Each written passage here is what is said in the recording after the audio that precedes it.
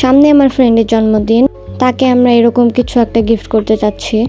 First of all you need a box, কারণ box ছাড়া তুমি গিফটটা কিভাবে দিবে। এনিওয়েজ আমি এখানে জুতার বক্স ইউজ করতেছি, কারণ আমার বাসায় আর কোনো বক্স নাই। তোমরা চাইলে যে কোনো ধরনের বক্স ইউজ করতে পারো, তোমার গিফটের উপর ডিপেন্ড করে তুমি কি রকম বক্স ইউজ করবা।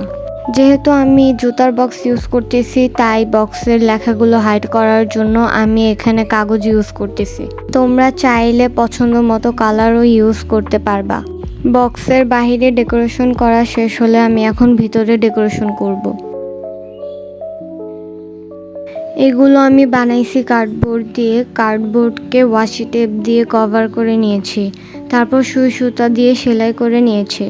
তোমরা চাইলে গ্লু দিয়েও কাজটি করে নিতে পারো। আমার কাছে এই পদ্ধতিটাই সহজ মনে হয়েছে, তাই আমি সুই সুতা দিয়ে সেলাই করে নিয়েছি। এখানে আমি আমার পছন্দ মতো ডেকোরেশন করে নিচ্ছি। তারপর আমি 2টা ছবি অ্যাড করে দেব। আমার মতোই যে ডেকোরেশন করতে হবে তার কোনো মানে নেই, তোমরা তোমাদের ইচ্ছা মতো ডেকোরেশন করে নিতে পারো। আমার বক্সের ভেতরটাও ডেকোরেশন করা শেষ। এখন আমি গিফটসগুলো অ্যাড করব। এখানে আমি সি গ্রিন কালারের একটা সিল্ক শাড়ি নিয়ে নিয়েছি। ভিডিওতে এক্স্যাক্ট কালারটা আমি আনতে পারছি না। শাড়িটার কালার অনেক সুন্দর। এরপর সুন্দর সুন্দর এক জোড়া কাচের চুড়ি অ্যাড করব।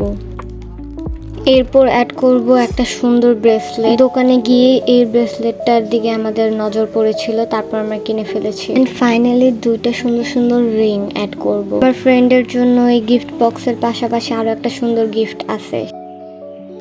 বক্সটা বেশি খালি খালি রাখছিল দেখে আমি এখানে একটা বো লাগিয়ে দিয়েছি।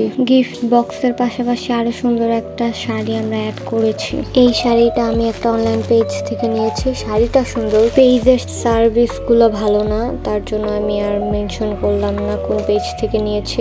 And that's it. এই তো আমাদের 2টা গিফট। তো আজকের ভিডিও এ পর্যন্তই। তোমাদের কেমন লাগছে ভিডিওটা আমাকে অবশ্যই জানাবা কমেন্টে। আল্লাহ হাফেজ।